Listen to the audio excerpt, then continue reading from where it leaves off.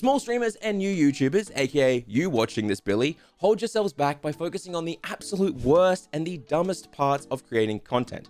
I'm not exaggerating at all when I say that if most of you watching this stopped focusing on what we're talking about today, you'd actually start growing properly. So let's break down dumb things to focus on and give you better, actionable, smarter things to focus on that'll actually help you grow. Hey, I'm LJ with StreamScheme.com. I'm also a variety streamer and YouTuber. There are links to both those in the description, as well as time codes, so you can skip ahead to whatever part of this video you want. But first, I'm gonna go full BuzzFeed on you and say, the last terrible thing to focus on in this video will shock you. But you know what also will shock you? How good Own.tv and their new service, Own Pro, actually is. I want to say thank you to our sponsor, Own.tv. You guys should know about Own by now. They're a fantastic resource for every single streamer. But they've added something amazing called Own Pro. Own Pro is a new service and plugin for OBS that has over 600 plus overlays and alerts built into it that can be installed in OBS in just a few clicks. And they've just partnered with Epidemic Sound so that anyone with an Own Pro subscription gets access to all of their premium music for streaming. You can use the link in the description right now to try it for free and get access to a wild amount of tools and features. And then if you like it, you can upgrade at any time. So why not go give that link a click and check out what they've got for zero cost. Straight out of the gate, let me show you my sub button. I got this for getting 100,000 subscribers on this channel. That's a lot of subscribers. Wow. It's useless. It means literally nothing. It's a vanity metric, the same as followers. But for some reason, most of you think that a bigger number means a better person. And you say that seriously, not as a joke. Let me be entirely real with you for a second. Followers and subscribers are what most of you will spend most of your time staring at. But the actual number means literally nothing. Why? Because if I choose to release a video tomorrow about My Little Pony on this channel, not a single one of the 164,000 subscribers here will click it. If I go live on Twitch, I'm not gonna have all 31,000 followers drop by the stream because most of my stream's followers come from America and followed me while I was offline after watching a Stream Scheme video. Let me give you the actionable tip when it comes to subscribers and followers. Don't focus on the number, focus on the intent of those users. I have 165,000 subscribers, and I'd say 90% of you subscribed because I make videos about streaming. And then if I look at my analytics, I can see most of those subs came from videos about being a beginner or having 0 viewers. So if I make content that entirely focuses on streaming as a beginner and having 0 viewers, it matches your intent and will perform better. This goes for Twitch as well. As I said, I have 31,000 followers, and the majority followed me during American peak active hours. They followed because they liked my streaming guides here on YouTube. So how would I capitalize on this follower intent? Well, I should stream during American hours, obviously, and I should talk about streaming or do stream advice on my streams. And when I tested those changes, it worked. I had 250 to 300 average viewers very quickly when I did my daytime stream advice streams. That said, if all I did was talk about streaming on my stream, well, this channel would die very quickly, to be honest, because I'd never learn anything myself or grow as an entertainer. So I am happy to keep my stream as a place of entertainment rather than aggressively trying to optimize it to get more viewers by doing Q&As or stream reviews every single day. No offense to the people who enjoy doing that, by the way. It's just I would rather drag my balls through a field of broken glass and then step on a bunch of Lego before I did stream advice every single stream. Now, if we're talking about vanity metrics, boy, do I have to say you guys are way too focused on getting affiliate.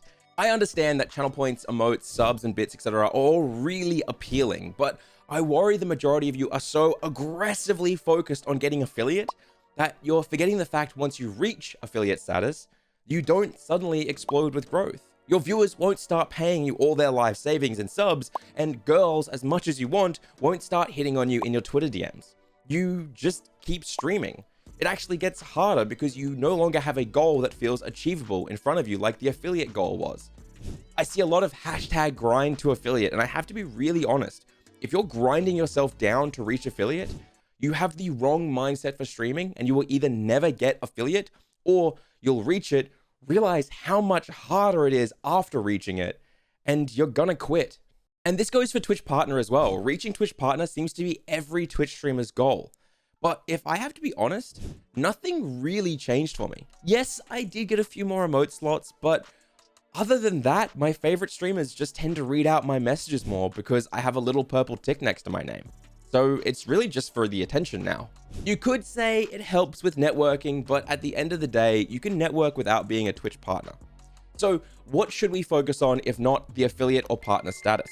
Well, as obvious as this sounds, you should consider your content and the long-term staying power of it instead. Go watch your streams back and ask yourself, was this good content? Is this the content I want to be making for the next few years? Is this content on par with the standard other creators are putting out? But most importantly, is there any way for someone to discover this content I made tomorrow, a week from today, a month, or even a year in the future? Let alone, is there a way for someone to discover it while I'm making that content? Set goals for yourself that allow you to feel like you're creating something you enjoy and that others will be able to enjoy for a long time, rather than focusing on some badge or the ability to get subs and channel points. Okay, the next one isn't everyone, I do have to admit, but it is an absolute pet peeve of mine. So let me include it and don't have a go at me, okay? Can we as a community and as a streaming industry stop all the dumb hacks that get spread around as advice?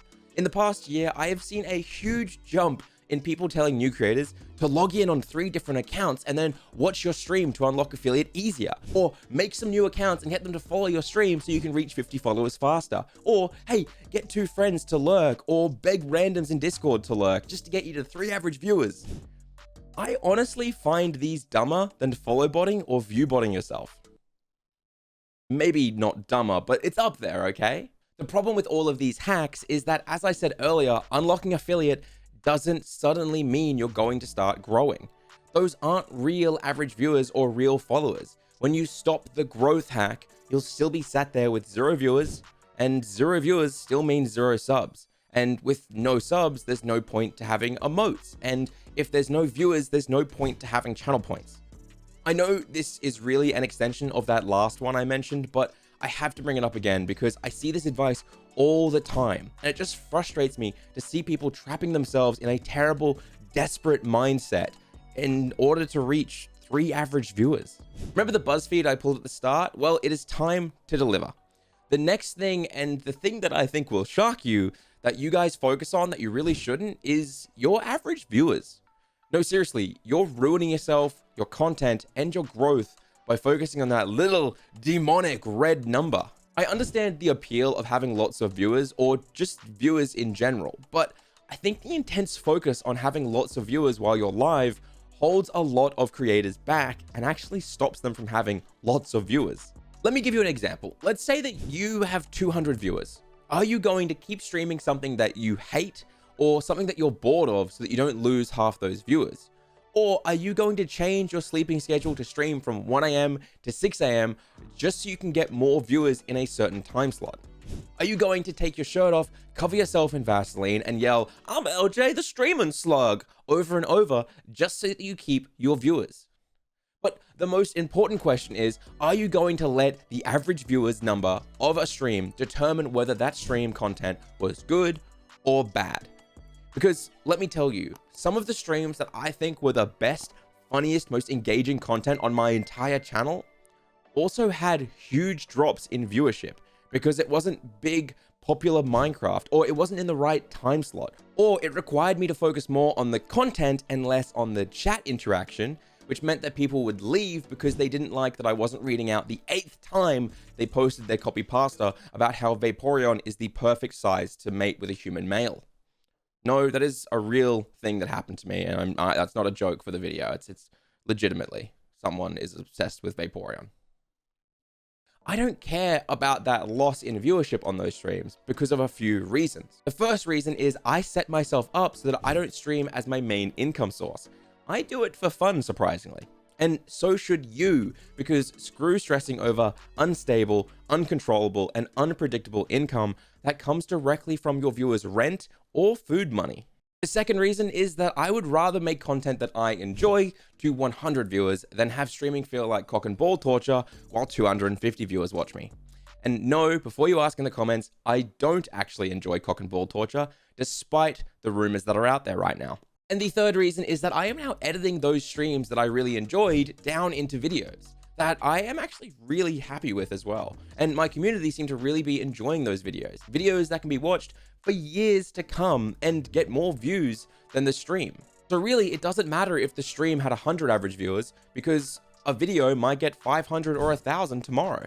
Speaking of, if you do want to check out my streams, but you're in the wrong time zone, well, there is a link in the description to go check out the brand new YouTube channel. It's very small because I've just started it, but hey, we're having fun, we're building it. Why not check it out and see what I'm talking about?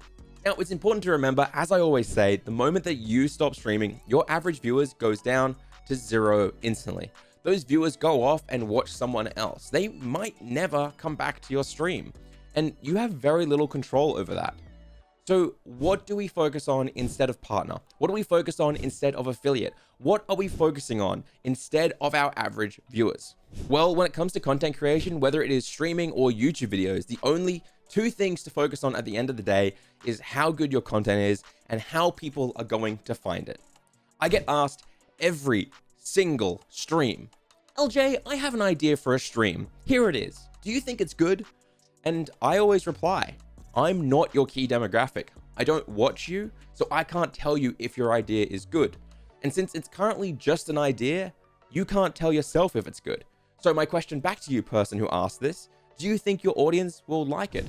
And second, how are people going to discover it? I ask this because at the end of the day, it doesn't matter how good or bad an idea is. If it stays just an idea, then it's useless. And more importantly, it doesn't matter how good or bad your content is if it has no way to be discovered or seen by an audience. So answer those two questions. Will my key demographic be interested in this? And how are they going to see it or find it?